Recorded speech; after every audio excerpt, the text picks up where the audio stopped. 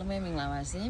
ဟိုပါလေရေကြာနဲ့ဘလုံမာကြာကိုရောဆိုင်လို့ရလားလို့ခဏမေးကြတာပေါ့နော်မေးတဲ့သူလည်းများပါတယ်နော်ရောဆိုင်လို့ကမရဘူးမဟုတ်ရတယ်ဒါပေမဲ့ကြာထားမယ်ဆိုရင်တော့မဆိုင်သင့်ဘူးပေါ့နော်ကျွန်တော်ပြောချင်တာကတော့ဘာလို့လဲဆိုတော့ရေကြာဆိုတဲ့မျိုးကလေသူကအမြင့်တရအရန်ပွားတာမြန်တယ်အဲ့အမြင့်တရားနေပါသူကကြာဆွဲတွေကိုကုတ်သွားလိုက်တဲ့ခါကျရင်သူကကြာဆွဲကကျတော့သူကအရှိကိုပဲသွားနေရလေသူကကြာဆွဲရဲ့သဘောကကျတော့အမြင့်တွေအရန်များတာမျိုးမဟုတ်ဘူးအဆွဲရပဲသူကထိုးဖောက်လာတာဟုတ်အဲ့ခါကျတော့ရောမဆိုင်တဲ့ဘူးပေါ့နော်ကျွန်တော်ဒီလိုမျိုးစိုက်ထားတဲ့ဆိုတာကကျတော့ဒါကရေကြာကိုလေဇလုံးထဲမှာစိုက်ပြီးမှအဲ့ဇလုံးလိုက်ချထားတာမှဒါကကျွန်တော်ဘရုံမကြာအရန်နေပွားလာပြီဆိုလို့ရှိရင်ဒီရေကြာ